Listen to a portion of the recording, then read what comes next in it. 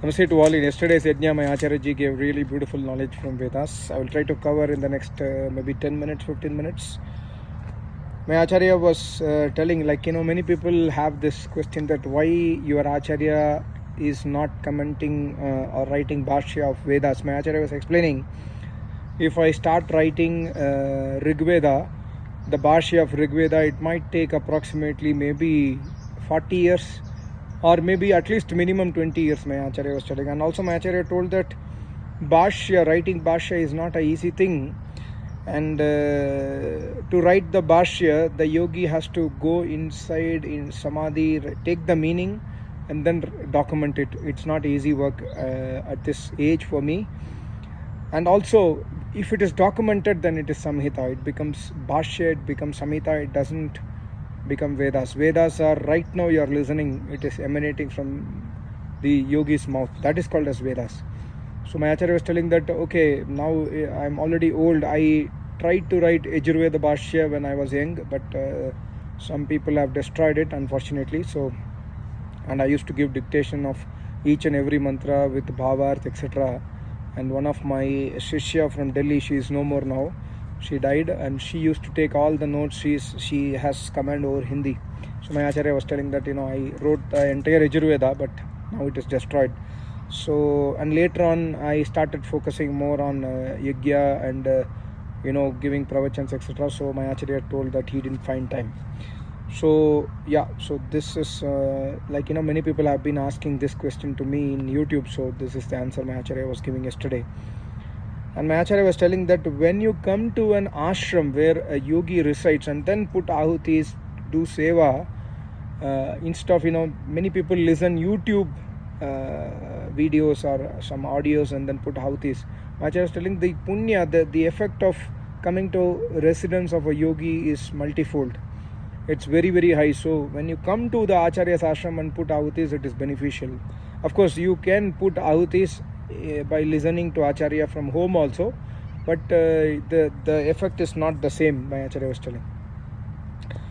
And this is only for Shishyas, of course, but non-Shishyas, if you are not Dikshit, then the effect, I don't know about the effect, but this was my Acharya was telling for Shishyas. But non-Shishyas, as I have clarified in my previous video, even if you are not a Shishya, if you are doing Agnihotra, if you are doing Shubh Karma, it will definitely help you to bring towards Vedic path and Acharya.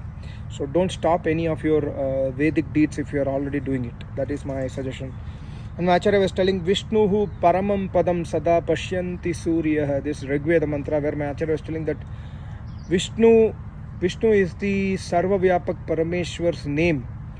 And only a Samadhist Purush, a yogi, a rishi is called as Surya, in the light of the sun, everything is visible in this universe. Similarly, the yogi realizes that Almighty God. Yogi realizes the greatness of that Almighty God. The yogi realizes the omnipresence of the Almighty God when he attains Samadhi. Sada Pashyanti means for that yogi, Almighty God is ever present. Almighty God is everywhere for that yogi. He realizes. Pashyanti does not mean sees by the eyes.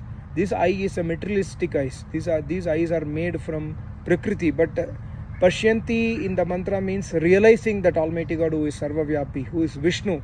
Vishnu does not mean any avatar. And I think a couple of days back my Acharya was explaining why avatar cannot be possible. For Almighty God to take avatar, why it is not possible, my Acharya was explaining. He was telling that if Sri Ram, for example, if God has to take avatar as a Sri Ram, then God has to withdraw his power and then he has to take a body like of Sri Ram. The moment God withdraws the power from the Prakriti, from this universe, the universe will get destroyed. So avatar is not possible, and also as per Vedas, avatar is not possible. So my Acharya was telling that for those people, even if you are a Shishya of an Acharya or a non-Shishya of the Acharya who is a Samadhist yogi, if you are having doubt on him or her, doubt on that Acharya, then my Acharya was telling that even after taking Diksha, even after coming in contact with Satsang, even after coming to Yagya, even after serving, coming to Acharya's ashram, you will not be able to understand the Rishi. If you are having Sanshaya, if you do not have Shraddha on the Vedas and Acharya, my Acharya was telling yesterday. And my Acharya was telling, Re man sambal pag dariye. Take care of each and every step of your life. Be mindful, be focused. Don't waste your time. Don't deviate from the Vedic path. Every second of our life is as important as it is. So every second we must try to utilize in the Vedic path is what my Acharya was telling. And my Acharya was telling that when the Jivatma comes in the Garbha, it takes all the, it is already provided with its prarabdha. So the Jivatma comes with preloaded karmas already. It can change by doing Vedic sadhana. And my Acharya was telling one more mantra where Almighty God says, by doing intense tapasya and sadhana and Vedic, yagya, etc., the effect of the previous life's deeds, the dukkha of the previous life's deeds will surely reduce. Although it is preloaded or prefixed the prarabdha, by doing Vedic Shubh Karma with intense tapasya, those dukh will get reduced. Acharya was telling yesterday. And Acharya was quoting Yoga Sutra 4th chapter, that is the 4th pada, where my Acharya says that for a yogi, Prakriti, the nature, serves the yogi. The nature actually stops its Rajagun, Tamagun, Satagun action on a yogi because he has attained Samadhi. For the other people, Rajagun, Tamagun, Satagun action is acting on us, people like normal people like us, 24/7.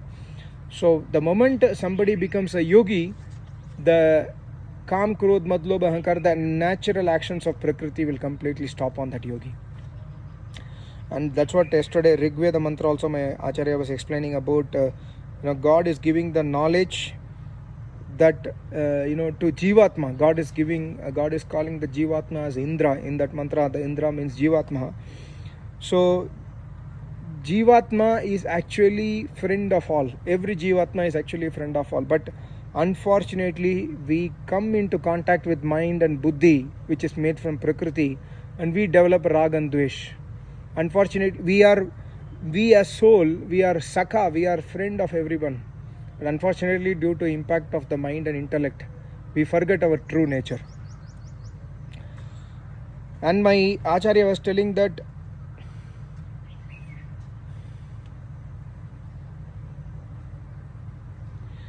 Almighty God, Parameshwar ke Dharan or Parameshwar ke Raksha, there was a Rigveda mantra that not even a single atom or not even a single, let's say, a neutron or a proton particle or even an electron or photon, minute quanta particle, not even a single quanta particle can exist without the presence of Almighty God. Means it cannot retain its nature without the Almighty God's presence. So God is the Raksha. God gives the Raksha Kavach for the entire Jad Chetan universe. If God is not omnipresent, if God is not holding this universe, if God is not omnipresent and holding this universe cannot exist. So God says in Rigveda that because of my presence, this entire universe is existing. If I am not omnipresent in this universe cannot exist. This is what my Rigveda says. And my Acharya told that every day morning, there was a Rigveda mantra where Almighty God says every day morning, at least try to sit in the sunlight for 5 to 10 minutes. Early in the morning, 6:30, 6 o'clock, 7 o'clock, which is extremely good, and you will never get a heart disease. If you sit in the sunlight in the morning, you will never get heart disease. And when you see the sunlight, not with open eyes, by closing the eyes, when you face your eyes towards the sunlight, when you close your eyes and see the sunlight in the morning for 5 minutes, your eyes, the power in the eyes will be throughout the life. Your eyes will be functioning very well and you will never get heart problem. So this is Almighty God's order in Rigveda. Order means Almighty God is giving Yagya. If we are following that order or not following is our own wish. And my Acharya told that what is Satsang? Whatever you are listening now from me, like from my Acharya is Satsang, not from me physically, but from when Acharya explains, when you are sitting in front of the Acharya, it is not Acharya who is speaking, it is Almighty God who is giving the knowledge from the Acharya. That is called as Satsang. Sat means God. Sang means to join with Almighty God. Wherever Almighty God is present, going to that place and listening the knowledge from Acharya is called as Satsang. Otherwise, you as a Shishyas, there are some Shishyas who, if you know the knowledge of the Vedas, you have listened from the Acharya, then you can try to do prachar. You can try to spread the knowledge of the Vedas. But a Shishya speaking the Vedas knowledge is not Satsang. Like, I am disciple of my Acharya, I am telling you the knowledge of the Vedas, it's not Satsang. It is just I am trying to do the prachar of the Vedas. It will definitely inspire you, but it will not give you any benefit of Satsang, is what my Acharya was telling yesterday. And my Acharya was telling about Dva Suparna Sayuja, another mantra from Rigveda, that God is present inside us. There are two birds inside our shell, two birds inside the tree. Means there is a tree, like you see a tree here. There are two birds sitting in the tree. One of the bird is Jivatma, other bird is Paramatma. Jivatma eats the fruit in the tree. That means Jivatma gets the result of its deeds. Paramatma does not eat anything. Paramatma does not get any result of his own deeds. So and the more suksham gyan is Jivatma. Inside the Jivatma, Paramatma is present. That's why Rishi says in one of his Shatpat, I think Shatpat Brahmana, Yasya Atma Shariram. The Jivatma is the body of Almighty God, because Almighty God resides inside the Jivatma. So, and my Acharya is telling that whatever is Suksham Tattva, it is more powerful. The more Suksham it is more powerful. For example, atom bomb. It's a technology with handling with quanta particle size. So the more Suksham, it becomes more powerful. Almighty God is the most Suksham, and God is the most powerful. And secondly, I've made several videos. Our mind is also Suksham. It's extremely powerful. It's not easy you cannot control the mind with movement with the hand. You cannot stop the mind with the hand. You have to stop the mind with yoga, with Ashtanga Yoga philosophy only. So my Acharya told that, see, Prakriti is a Suksham, and even more Suksham than Prakriti is Almighty God. And that's how Almighty God is able to control Prakriti. Prakriti cannot control Almighty God, because Almighty God is more Suksham, omnipresent, extremely powerful. And that's how God creates this universe from Prakriti, my Acharya was explaining. So my Acharya was actually raining knowledge of Rigveda yesterday. So much of knowledge from Rigveda he gave yesterday. And lastly, my Acharya was telling one important point is never ever discuss this knowledge with somebody who wants to argue with you, with somebody who wants to make you, put you in downfall, with somebody who does not want to give respect to Vedas and Vedic Shastra. So never discuss knowledge with those people. Always discuss with key aspirants, jigyasus who want to learn more, who are humble in the life. They want to learn more knowledge. Please discuss this knowledge. Otherwise, don't discuss and waste your time, my Acharya was telling. And I think today also my Acharya was giving many information. My Acharya was telling about one important siddhi of a yogi. Like my Acharya was telling that, a yogi has one of the powers that he can understand anybody's language. When somebody speaks, even the yogi does not know that language, he can understand if he wishes. So my Acharya was telling his live example. He went to some place, and that language my Acharya was not knowing at that point of time. Even today also he does not know. My Acharya told that when I went there, they were speaking in their language, and I was answering to them in my language for sure. They can understand my language, but I cannot. So they were speaking, so I could understand, because this is the power of Vedas, which gives that knowledge to the Rishi, yogi. And my Acharya is telling that is why Vedas are called as Ved Mata. And there was a mantra today from Rigveda again, where Almighty God says that with the mouth, hey yogi, you are eating bhojan with your mouth, you are eating the food. And similarly, the vachan, you emanate the divine knowledge of the Vedas from your mouth. So you have to give this knowledge to those people. You are able to speak because of your bhojan only. So you must eat well, so that you are able to give the knowledge to your shishyas or key aspirants who wants to know more.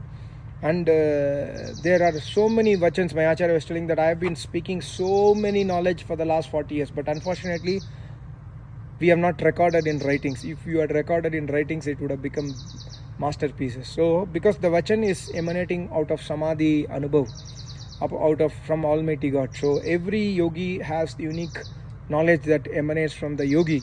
And when we try to capture those information and try to make a book, it will become a kind of Upanishad. So that is very, very important. So Almighty God is giving knowledge to yogis that you must eat well, and you must also speak the knowledge to your shishyas and aspirants.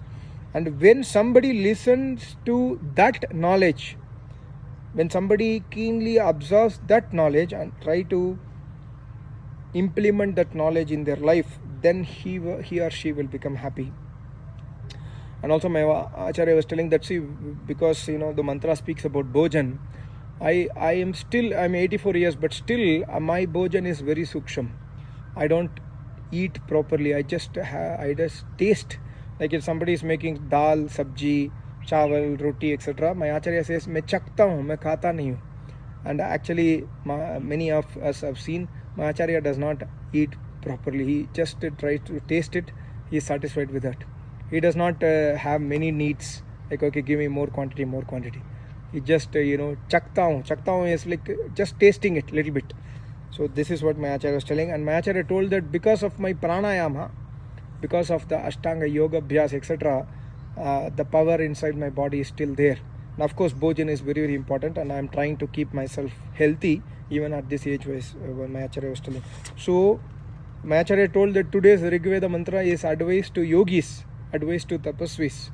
And my Acharya was telling that I cannot, any yogi, any Acharya, any tapasvi cannot leave his tapasya throughout his life. They can leave their life, they cannot leave their tapasya. And if I see, my Acharya was telling, if I see the today's sadhu sant, they don't have time for even tapasya. They are always roaming from here and there, doing many activities. They are not tapasvis, they are not yogis. They don't do tapasya at all. So my Acharya was telling that जिस ईश्वर ने ये सारे संसार रचकर हमें दिया है, we have forgotten that Ishwar, that Almighty God who has made this entire universe. You don't have 1 hour for him, you don't have 2 hours for him, then what is the use of our life? So every day we must try to worship that Almighty God. And also my Acharya told, apne Yagya mat chalao, means never listen to your mind. Always make sure that your mind listens to Jivatma.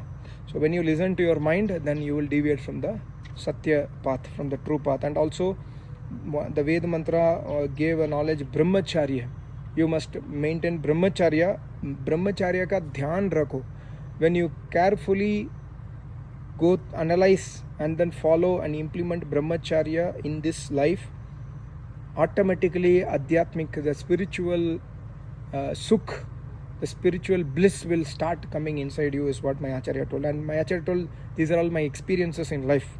And this sharir is only for tapasya, for nothing else, nothing more than tapasya. This sharir is given to you. So try to focus on tapasya. Thank you so much. Namaste. Om.